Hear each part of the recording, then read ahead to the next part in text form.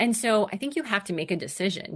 What is more valuable to me? Is it money? Is it time? If you don't have the money to go and spend, a couple $100s or thousands of dollars, or whatever, on a big marketing retainer, I think you have to get the skills around what's going to really move my business forward. And the thing I harp on this over and over and over again, but I think we sometimes lose track of it, is you don't get to make that decision up yourself. You have to go to your customer and you have to look at the data that you have. Because at the end of the day, all of our businesses are in service of other humans.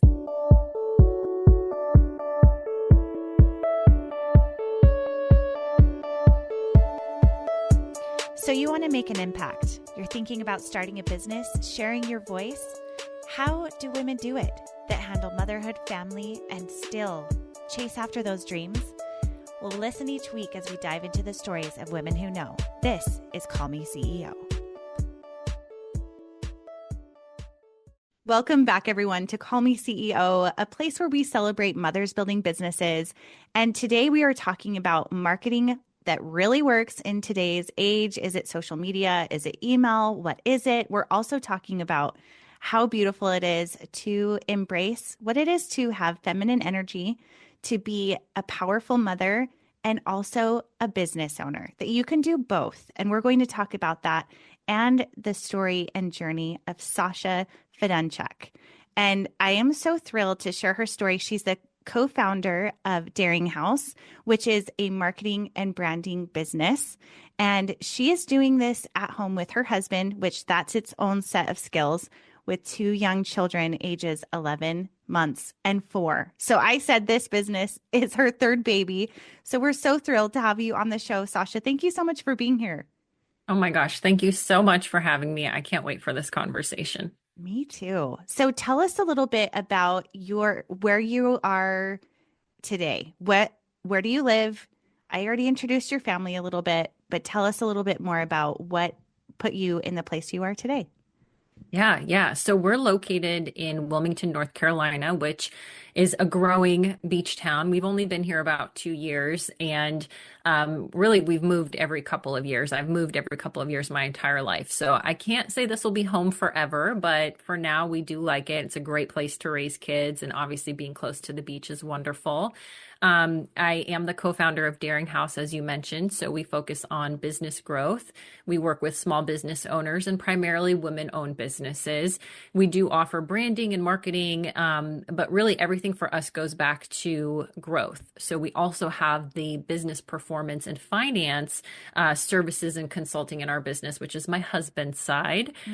So we've been working on this business together, which is a whole lot of fun. Definitely has its challenges.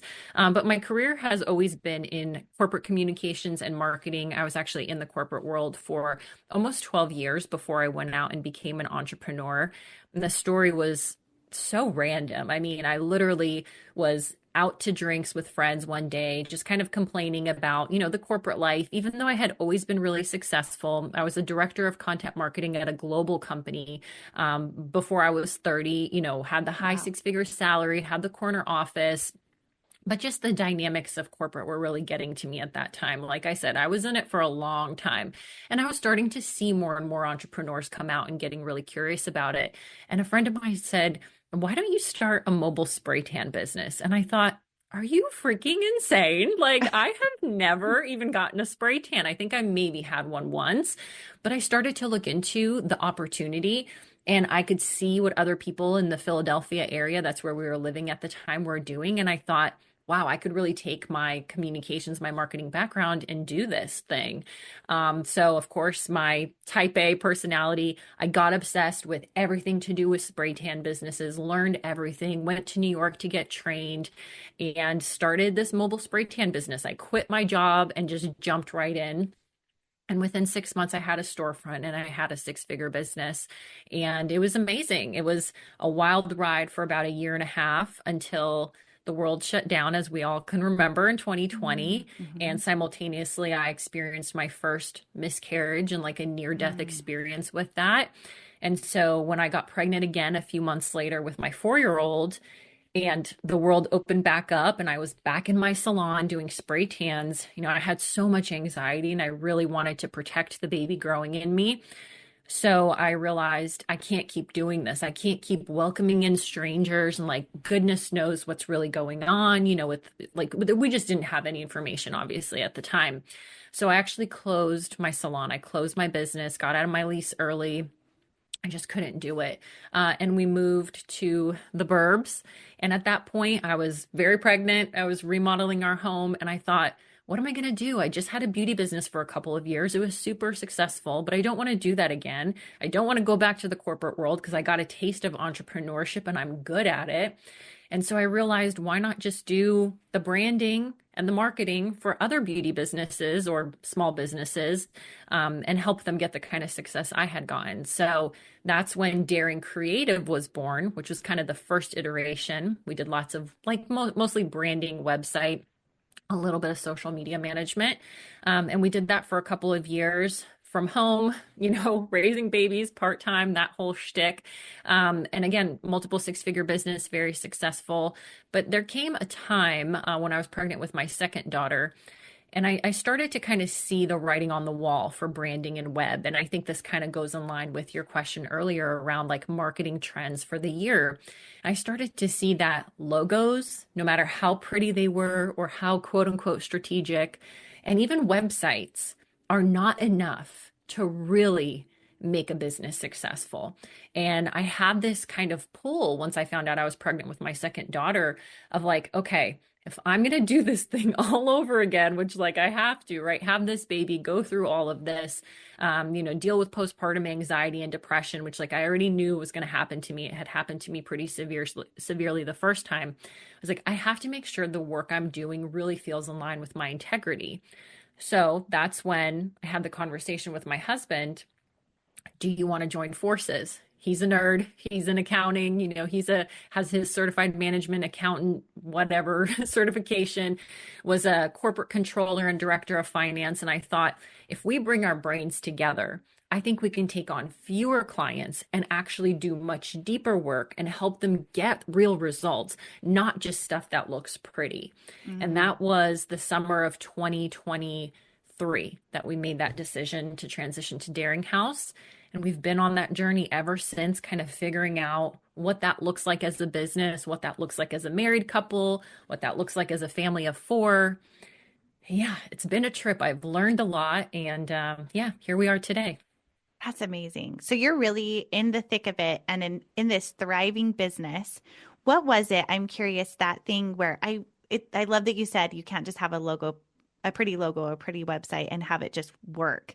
What Mhm. is it? What are those pieces that people really need to sort through and figure out to move the needle of progress for their business? Yeah, that's a great question. One of the things we were offering at the time, and we still do, is brand strategy. So, really going deeper into helping these founders understand, what is my positioning in the market? What's really making me different? What's helping me to stand out? Who are my customers? How am I solving their problems uniquely? And all of that is great. It's like I always say, the foundation of a home or the spine of a human, right? Like it Mm-hmm. allows us to do everything else when that is functioning as it needs to be. And it's always evolving too. But what I kept seeing was we would create these beautiful logos, these beautiful websites, these incredible brand strategies. But then the founders would have no budget or no marketing strategy in place. So you can have the world's best business, best products, best services. But if you don't actually have a plan or a strategy or the budget to get attention and keep attention, you're not going to grow. So this is what we started to kind of see. But I couldn't just offer marketing because marketing is actually so closely tied to how is your business really performing. So when we started to add in marketing, we would see, okay, our clients, they don't really have a deep understanding of their profitability, of their gross margin, of not just marketing metrics, but real return on investment, customer lifetime value, right? So all these things that my husband and I have done in our careers respectfully for over a decade, we're like, we want to bring these big business terms and ideas and strategies to small business owners because they're the ones changing the world. Mm. So those are the things I would say are important. Yeah. Ooh, that's so good. I love that your husband is a CPA accounting background because that's my husband too. And I Yeah. feel like I'm more of the big picture, like creative and where you can really, and that's what makes, I think, from personal experience, that's what makes our marriage work really well is that we complement each other. And for people that can figure that out in a business, that's amazing because that takes a lot of special effort too, really finding your lane, finding ways that you can complement each other. And that in itself is, I applaud you for that because not everyone can do that. And I was explaining before we started this call that my husband and I, he helps me with my SEO from time to time on my blog. He's done my accounting on in my businesses forever. But when it came down to him, and I think we really stopped and looked at it during COVID. Like, this is kind of cool. Like, what do you think about being home? And what do you think about maybe you could come this way? And it wasn't for us. So I think that it's really cool that you're able to figure that out. Tell me what, as far as moving the needle with spending money, I think that when businesses are new, that can be the biggest hesitancy because I will help people to hire virtual assistants. That's part of what I do. Mhm. And hiring that first person or putting that first $100 into ad spend is so scary for people. So, what would you say for someone who's in that place where they're thinking, I need my business to grow, but I don't have a lot of money to do that yet? What would your advice be for first steps to take with in terms of marketing and branding? Yeah, yeah. I mean, at the end of the day, no matter how much success you have or how much money you have, like we all really only have two things, which is time and money, right? Hmm. When it comes to this situation, right? I don't mean like in life, we only have two Right. things. But Hopefully the we have more. resources for building a Right. business, yeah. And so I think you have to make a decision. What is more valuable to me? Is it money? Is it time? If you don't have the money to go and spend, a couple $100s or thousands of dollars or whatever on a big marketing retainer, I think you have to get the skills around what's going to really move my business forward. And the thing I harp on this over and over and over again, but I think we sometimes lose track of it is you don't get to make that decision up yourself. You have to go to your customer and you have to look at the data that you have. Because at the end of the day, all of our businesses are in service of other humans. And so we can't forget that no matter how great we think our product is or our service is, solution, whatever, we have to look at what is our customer really telling us. So, where are your customers actually hanging out? How are they actually coming into your business? Spending the time looking at that and looking for patterns. Anyone can do that. You don't need special skills. You don't need time. You don't need, well, you do need a little bit of time, but it doesn't take like an extraordinary amount of time. And you can really do that on your own to then identify, okay, say I'm really seeing that I'm getting a lot of new customers, but they're not coming back. So that's telling me I don't have a customer acquisition problem, but I might have an opportunity here with customer retention.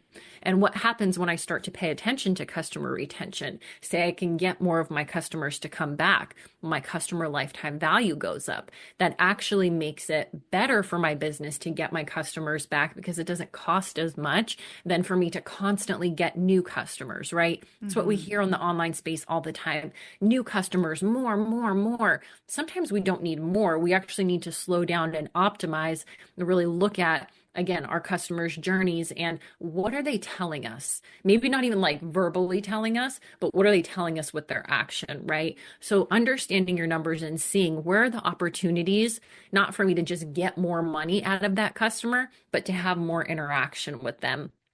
So if you have a customer retention opportunity, maybe you do email marketing. Can you do that on your own? If you can't, maybe that's what you need to outsource and figure out how you can get the budget for that. If you have a customer acquisition problem saying you're having a hard time even just getting customers, it could be your marketing, but it could also be your brand strategy. It could be that what you're putting out there isn't very clear, or like it's not actually telling people that you're solving their problem. And so you don't need to spend money on marketing. You need to get, stronger positioning and differentiation and messaging first. And so really looking to that customer all the time to be like, what are you telling me? I'm putting stuff out there. What's the response? Looking at that and seeing those patterns, that should be your first step as a founder to then really deciding how am I going to invest. Those are that is all really good advice. And listening to it, I'm like, oh, I could probably improve each one of those, because there's always something else you can do, which I think for entrepreneurs is the blessing and the curse, because there is always more you can do. And it's figuring out what is the next best step for you as an entrepreneur. Yeah. Would you say, as far as analytics are concerned, where do you go to gather that data? I mean, it really depends on the type of business, right? A service-based business is going to have a completely different tech stack than e-commerce business that's built on Shopify. So Mm-hmm. it's really going to depend on your business. But I would look at, I mean, again, this is why like I'm so blessed to have my husband's support, because actually numbers are like Chinese for me. Like it is, I'm not an accountant. Yeah. This is where he can come in and do his magic on a spreadsheet and come up with all of this information and then give it to me. And I can say, oh, okay, based on that, here's what I would do from a marketing or a branding Mm-hmm. perspective. That's why we came together, because we're like, we need the numbers to inform this other stuff. Because so many marketing agencies, they're just pushing their agenda or their expertise without really understanding how the business performs. But to better answer your question, it really, I think, is in the customer transaction data. That's probably where I would look. And if you don't have like a specific transaction, if you have a blog, for example, you might look at like, page views, bounce rates, interactions, clicks, those kinds of things. Again, it's really going to vary depending on the platform and type of business, but I would kind of have that question in your head of like, how is my customer interacting with me? And how can I start to like look at those touch points and get as much information as possible? Yeah. What is your opinion on email marketing? I mean, that's a huge question, but what provider do you suggest to people? That's one question. And then also, what is your opinion on how often people should be sending email? And I know that this is like, it totally depends, but I just am curious what you say in general. I love email marketing. Like if I could have a second husband, it would be just email marketing. Like that's how much I love it. It is our bread and butter from the marketing side of things, but I think that it's so underrated and you can do it so well. I have so many juicy tips I'm happy to share with you. Like we usually get around an 8 to 12x return on investment per month for our clients. Like we make them Wow. stupid money on email marketing, and I'll tell you all my secrets. Yay. I think that Okay. it's, yeah, yeah. I think that it's so much more effective than social for relationship building Hmm. and for conversion. So for actually selling your products and services. But there's a big key here, which is, and this is something that we like to do, which is think of email marketing as part of a bigger ecosystem. It shouldn't be just a thing that you do like random newsletter, or random promotions. And that's the only time you do email marketing. That's what we see a lot of people do is like, oh, I only send an email once a month or once every 3 months when I have a promotion, or I send emails every week and every single email has a promotion. There's a lot of things then that you're training your customer to only read your email if they want a discount, which also cheapens your brand and hurts your brand equity. And so the way that I like to think about email marketing and how we do it for all of our businesses that we have, like our clients, no matter if they're e-commerce or a coach or a service provider or whatever, product-based brand, is the email should be part of a bigger marketing ecosystem. Meaning, even if we're not helping you with social media, what we talk about in the email, you need to talk about elsewhere. Like it has to be connected. Mm. One, because it helps to build trust and it helps with the repetition. And seeing that consistency is actually so important for your customers from a principle of influence. It's something that I'm really big on is the influence psychology. So when people can make those connections, it actually sticks in their brains a little bit more. Now, say they don't even see your social, but they still get your email. What are some other things you can do? I always say, write like you're writing to your best friend. Like, have a really clear picture of who your customer is and write like you're writing to a bestie. Now, I don't mean be super personal and you have to tell them your dirty laundry, but it really is in the tone of the email. If you take some time, like you would to a friend, you're texting them what's going on. For the most part, you're probably telling a story and you don't even know it. And when you do that in email marketing, you keep them hooked until they get to a button, and then they might click on that button, and then you go back to a story, and then maybe there's a GIF or an image or an infographic, whatever.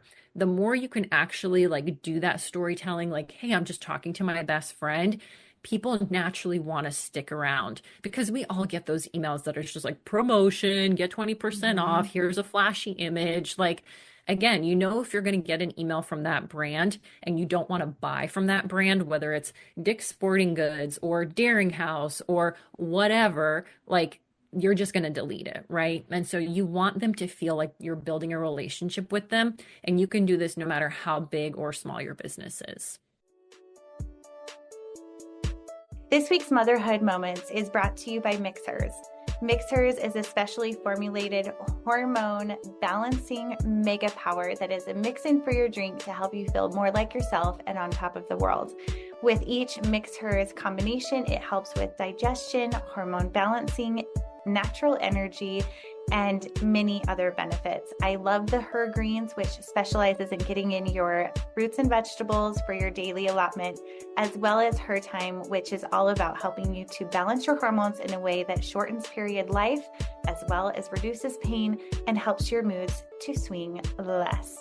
If you would like to give this a try, use the code Camille for an exclusive discount and feel happier with Mixhers today. Yeah. Ooh, I love that. And I have fallen victim to, I think I've done both of what you've described. The person who's like, hey, it's been a few months and here you go. I always pack my emails. You should subscribe. I put in my emails, the weekly podcast episode, a blog post from my website, whether that's a recipe activity to do with kids. And then I try to have some kind of a personal anecdote that has value in and of itself, that it's not, hey, come over here and do this or do that. But I've also been that person who's like, oh, shoot, it's been 3 months and I haven't said anything. And then you scramble, what do I say now? And it's just picking it back up again. So with the consistency, any advice on what to do with that? Are you thinking, I mean, if you're doing weekly, do it weekly. I was with a email coach for a minute who was saying, send an email every day. And that was too much for me. I was like, I can't do that. So what are your thoughts on that? Yeah. I feel like I know who you're talking about there about every day. And I think, listen, if you're in a sales period and you're like, we're trying to get sales, Sure. we're running this limited time promotion, like a runway for it. Mm-hmm. Yeah, of course, right? You're in that, like, that's what you're trying to do.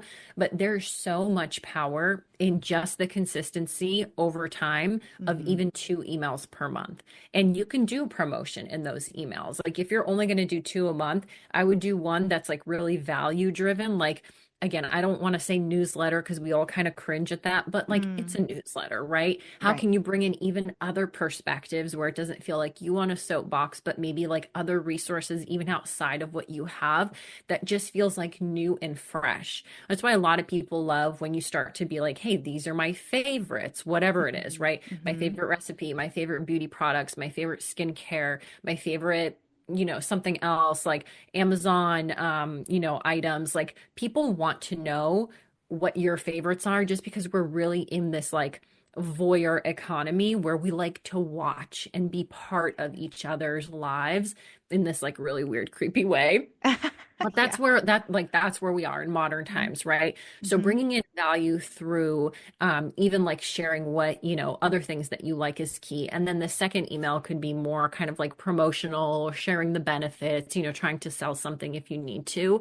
But I would say at least 2 emails a month if you can get on that cadence. That's what we do for a lot of clients. And especially, I mean, we get results right away, not gonna Mm. lie, Mhm. but especially after 3 months. Like I just had a call with a client today and I was like, do you guys really feel like this is working for you? And they're like, are you kidding me? We will literally just be like out to dinner and they have a local business, a local service-based business, and we'll have a client come up to us and be like, I loved your newsletter. Like the most Mm. random stuff. Like people Mhm. will start to get trained to look for it. And especially if they already have a good experience with your brand, it just continues to build that trust and that loyalty. I love that. So let's talk about subject lines then. What are Okay. some good tips and tools for that, for getting opens? Yeah. So the number one thing you want to think about when it comes to subject lines is this building curiosity? Like if you can read it yourself and think, do I want to know more? Mhm. It's a good subject line. And if you read your subject line and it doesn't give you that feeling of curiosity, go back to the drawing board. And of course, ChatGPT is a great place to start, right? Like you could literally use the prompt if you write your own email or even use the bot to write your email, literally tell it, I want a subject line that evokes curiosity and makes them feel like they want more. So think about like newspapers, right? And big headlines on newspapers. That's what they would do. This big headline doesn't make you want to read the itty bitty text underneath it. So that's what we want our subject lines to do. Curiosity gets the open rates for sure. I love that. Okay, so what about sales within the emails? Once people have built a rapport, what are some tips for best practices there? So, my number one tip for sales is social proof. Social proof is another principle of influence. There's 7 of them. They came from this guy, Robert Cialdini. He's like the godfather of influence. I'm trying to be like the mommy of influence these days. Yeah. So, social proof is one of the most influential principles of influence, right? Like they're not all equal. Hmm. And I mean, you got to think about it, right? When's the last time you went to Amazon, for example, or wherever you might shop? Say it's online though, and you go, you want something, and you see that it has 100 reviews, and then something very similar next to it has 10,000 reviews. Which one are you going to go for? You're not going to go and read all 10,000 reviews, but there's something in the quantity and also quality, but definitely the quantity of social proof that is incredibly magnetic to creating a sale. So, what we've done, one of my little hacks in, again, thinking of email marketing with an ecosystem is say you have a product or service or whatever, you get social proof. And I don't mean just like a written review, those are nice, but video social proof is really, really important. So, say you have a video talking about your product, your service, your blog, whatever it is, how you've helped change a customer's life. You put that video up on your social media. Don't just have them put it on theirs and you reshare it. Have it live on your social media and tell that story in the caption.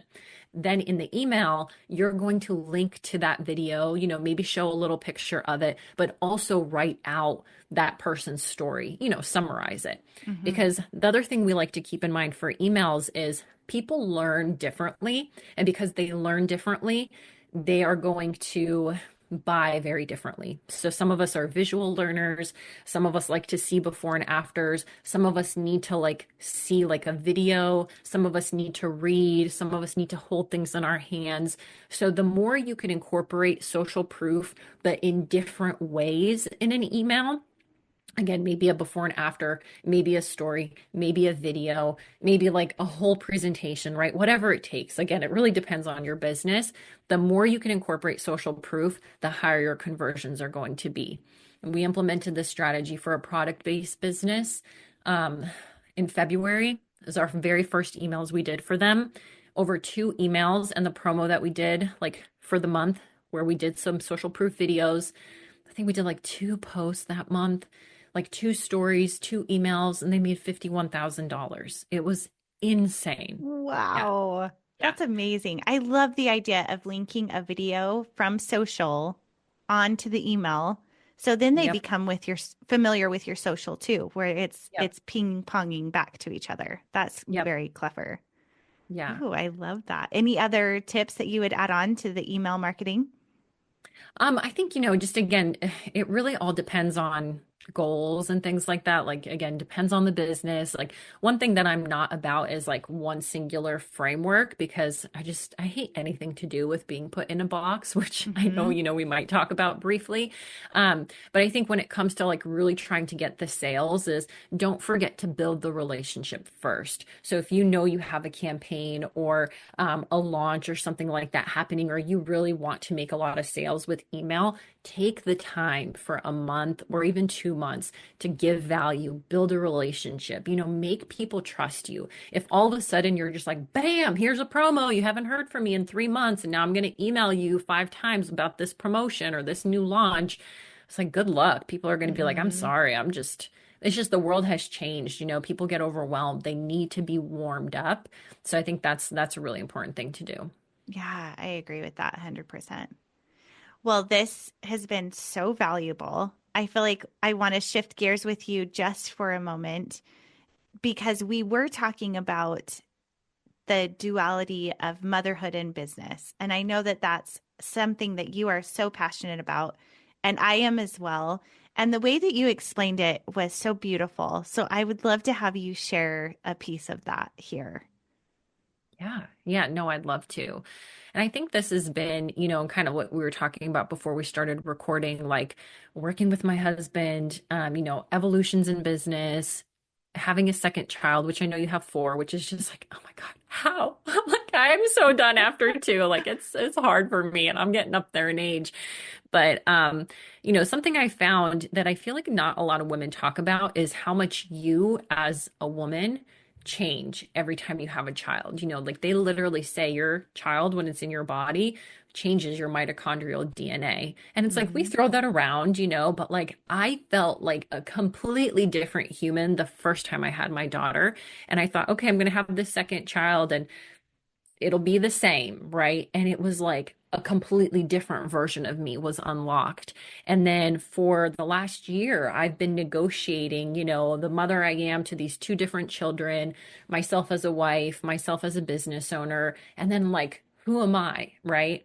And if I listen to the online space, I'm like, okay, I either have to be this like girl boss, like I'm the CEO, like I've got to wear my oversized blazer and like, look good all the time and have my post on social media look a certain way and talk about how much money I make. Or I'm the chicken woman and I'm like soft and I have Baking bread. chicken. I'm the Yeah. millionaire mother. And, Mhm. and it's like, I'm neither and I'm both at the Yeah. same time. Hmm. And I recently like I saw a video actually on TikTok that got me thinking about this, this idea of like the feminine and who we are as women, especially I think when we become mothers, is like we can be that like fierce girl boss.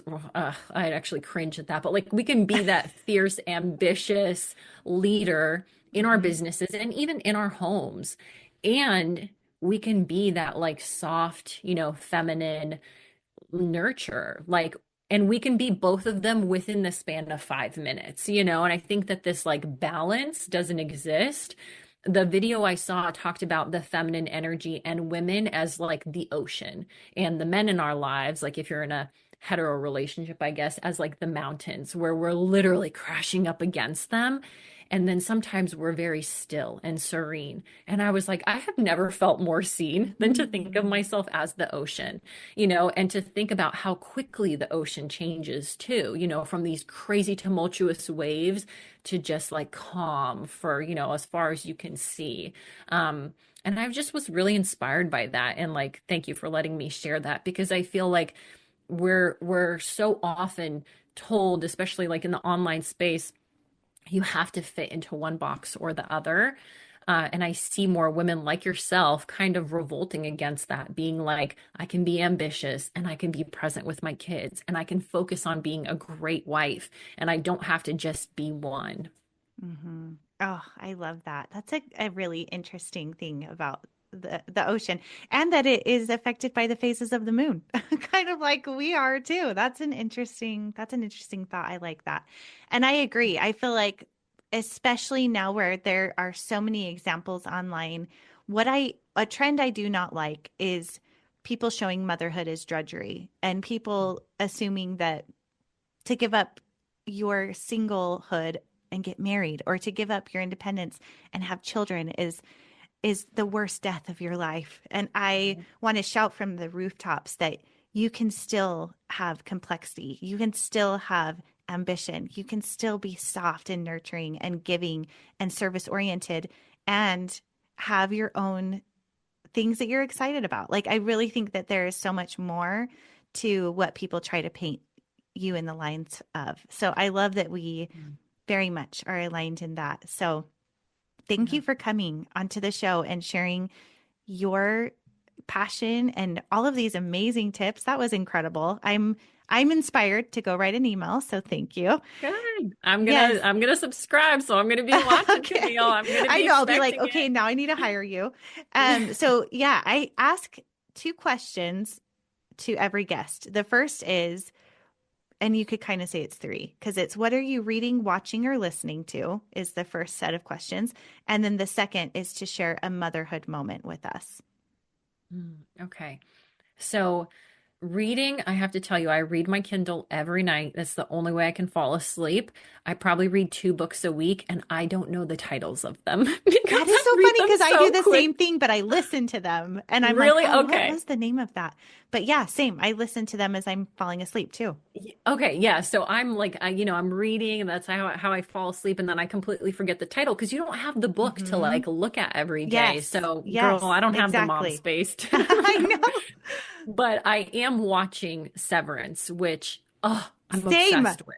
Okay, listen. But I'm catching up on season one because I have to admit, I started it with my husband and I'm like, this is so depressing and boring. And then I was like, Mhm. okay, but it does evoke a lot of thought of like, what would you do and how would you feel? And what would Yeah. your response be if you were really in trauma and you wanted to escape it? And so, Mhm. yes, I agree with you. So you're watching season two? I'm like fully caught up, like Okay. watching season 2 on Fridays as it's released. And I tell you, it gets good. It gets to be more like out of that kind of depressing, like Oh, what, to just kind of like the thriller part of it, where it's okay. like what's really happening. The mystery The picks up. reason So why definitely behind stick it. with it. Okay, Yeah. good. I like to hear Yeah. that. Okay. Um, Listening, I'm not, I feel like I'm not doing, I'm listening to a lot of Coco Melon. I'm listening to, if you remember that, or maybe your kids are My older. kids I'm like, still love Bluey and they're older. So, yeah, we don't really watch it, but like, yeah, kid music is what I listen to mm, these days. Like princess stuff, like nothing hmm of note. And then a motherhood moment. I feel like a great motherhood moment. Actually, 2 weeks ago, my kids were sick. They had the flu A, and so everything was mm. canceled all week long. Luckily, I didn't get it, but this feels so terrible to say, but like I just loved it. Like I loved canceling my meetings. I loved that they were home every day. Because my little one just started daycare and my other one is in preschool. She's 4. So I loved it. And I don't know if that's like I didn't love that they were sick, but I was like, I love just laying around with them and just Mm. cuddling. Like I just loved it. So that's my motherhood moment. Oh, I love that. And I love that it's a perspective that's, oh, I had to cancel everything and, kind of being upset with it and switching it to, we get to just be together and Oh present yeah. and we might be sick, but we can cuddle. And Hmm. yeah. Oh, I love that. Thank you for sharing that.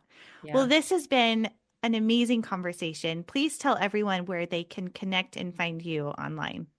Yeah.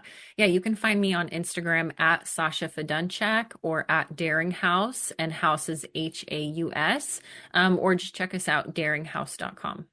Amazing. Well, I'm going to subscribe to you and watch because that's one way that I've learned is what to do is follow people who are teaching other people to do it and try to mimic it as best as you can and hire them. That too. But all right. Well, thank you so much. And to all of you who are here, thank you for showing up. Thank you for sharing the show. Thank you for DMing me and asking me questions and even offering to be on the show. I love hearing your story. So Thank you for being here, and we'll see you next time. Hey, CEOs, thank you so much for spending your time with me. If you found this episode inspiring or helpful, please let me know in a comment and a 5-star review. You could have the chance of being a featured review on an upcoming episode. Continue the conversation on Instagram at Call Me CEO Podcast. And remember, you are the boss.